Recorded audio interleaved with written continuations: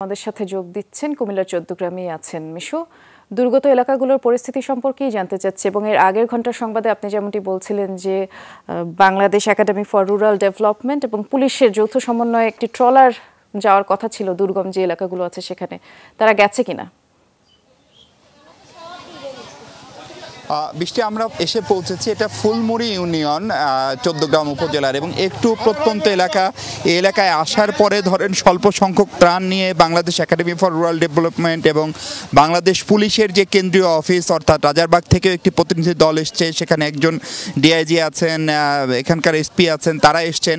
ফলে সেই ত্রাণটি নিয়ে যখন আসলো তখন মানুষের একটা হাহাকার কিন্তু এখানে তৈরি হয়েছে এবং সেই হাহাকার অল্পের ভিতরেই শেষ। এবং তারা বলছিলেন যে এই এলাকায় বেশিরভাগ মানুষই আসলে ত্রাণ পায়নি, এলাকায় বেশিরভাগ মানুষই আসলে ত্রাণ পায়নি এবং তাদের কাছে কেউ আসেই নাই।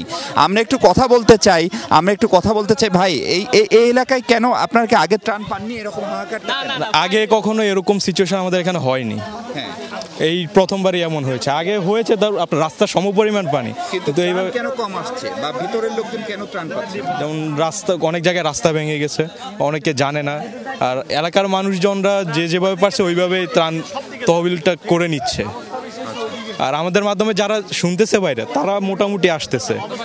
আর একটু আগে বললাম যেমন রাস্তার উপরেই থাকতেছে কিন্তু ভিতরে ঢুকতেছে না। এই প্রবলেমটার জন্য সবাই ত্রাণটা ঠিকমতো পাচ্ছে না। আমরা একটু যারা ত্রাণটি দিতে এসছে তাদের সঙ্গে একটু কথা বলতে চাই। ভাই, একটু এই ভেতরের এলাকায় অনেকেই অভিযোগ করছেন যে ভেতরের এলাকা যারা একটু বাড়ির ভিতরে তারা পাচ্ছে না, সেই ক্ষেত্রে কি সমাধান হতে পারে? আমরা এখানে দেখা যাচ্ছে যে অনেকগুলো খাবার দেখা যাচ্ছে, অতি উৎসাহী লোক জড়ো হয়েছে, এই জন্য আমরা একটু হিমশিম খাচ্ছি। আমাদের লোক জনবলও কম ত্রাণ বেশি নিতে গিয়ে। আমরা সর্বোচ্চ চেষ্টা করছি যত দূর ভেতরে যাওয়া যায়, সেনাবাহিনী এবং পুলিশের পক্ষ থেকে আমরা সবাই যাব। জি, আমরা পুলিশের একজনের সঙ্গে একটু কথা বলতে চাই। আমাদের সঙ্গে কুমিল্লার এসপি সাহেব এসছেন। এসপি সাহেব, এই এলাকার মানুষের অভিযোগ হচ্ছে যাদের বাড়ির সামনের দিকে তারাই বারবার ত্রাণ পাচ্ছে, কিন্তু একটু ভেতরের দিকে যাওয়ার আমরা জানি অবকাঠামোগত পরিবহনগত সংকট আছে, সেটা নিয়ে আপনাদের কোনো চিন্তা ভাবনা আছে কিনা? না, এটা কথা আপনি সঠিক বলেছেন, এই ধরনের প্রবলেম একটু হচ্ছে। তবে আমরা আজকে যেটা করেছি সেটা আমরা এলাকা ভিত্তিক কিন্তু আমরা একটা রোডম্যাপ করেছি এবং আমরা একটা সমন্বয় কমিটি করেছি, যেটা কিনা বিশেষ করে যে আপনার যে কয়েকদিন ধরে যে কোটা বিরোধী যে বৈষম্য বিরোধী যে আন্দোলন চললো তাদের যে সমন্বয় কুমিল্লা কেন্দ্রিক আছে, তারা কিন্তু আজকে সবাই উপস্থিত ছিল। সকলকে নিয়ে আমরা একটা সমন্বয় টিম করেছি এবং তারা কিন্তু কোন এলাকায় বেশি ত্রাণ পৌঁছাচ্ছে না সেইখানে কিন্তু তারা কিন্তু সেখানে ত্রাণ পৌঁছানোর ব্যবস্থা করছে। এবং আপনারা জানেন যে পুলিশ লাইনে কিন্তু আমাদের সমস্ত ত্রাণ তারা নিয়ে এসে জমা করছে, হ্যাঁ, কেন্দ্রীয়ভাবে জমা করছে। পাশাপাশি আমাদের পুলিশ হেডকোয়ার্টার্স থেকে আজকে দেখেছেন যে প্রচুর ত্রাণ সামগ্রী নিয়ে কিন্তু ডিআইজি স্যারের নেতৃত্বে আসছেন এখানে এবং এই পরিস্থিতির উন্নতি হবে আজকের পরে থেকে ইনশাআল্লাহ। যে আপনি জানেন যে কুমিল্লার বন্যাটার ধরন একটু ভিন্ন, মানে এখানে যে এত বড় বন্যা হবে এলাকার মানুষজন কখনো ভাবেনি। ফলে স্বভাবতই প্রশাসন, পুলিশ, সেনাবাহিনী সবার ভিতরেই একটা অপ্রস্তুত ভাব ছিল। কোটা বিরোধী আন্দোলনের যে সমন্বয়করা তারাও কুমিল্লা এসছেন, এসে তারা একটি সমন্বিত পরিকল্পনা করার চেষ্টা করছেন এবং তারা দাবি করছেন হয়তো আগামীকাল থেকে হয়তো সমন্বিতভাবে সুষমভাবে সব এলাকায় ত্রাণ বিতরণ করা সম্ভব হবে হয়তো খানিকটা।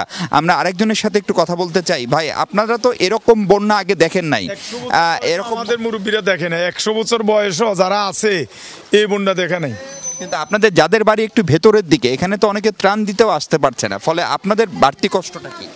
আমাদের বাড়ির গরু ছাগল, যেমন আমার ওই যে ফার্ম পানির তলে এখন বাড়ি দিনই রাখছি, আর যতটুকু সামর্থ্য আজকে 2-3 দিনে খাওয়াই দিছি মানুষদেরকে, বাড়িতে নিয়ে দিতেছে। আমাদের যুব সমাজ ফাঁকাইতেছে অলরেডি, ওইখানে ফাঁক চলতেছে ডেলি, আর মানুষের বাড়িতে নিয়ে দিতেছে।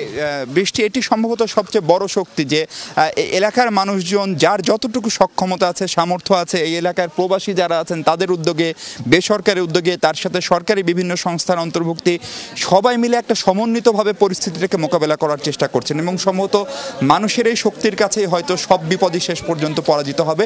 কিন্তু যেটি আকুতি তাদের সব এলাকায় যেন ত্রাণটি সমানভাবে পৌঁছায় সেই ব্যবস্থাটি করারও তারা তাগিদ দিচ্ছেন।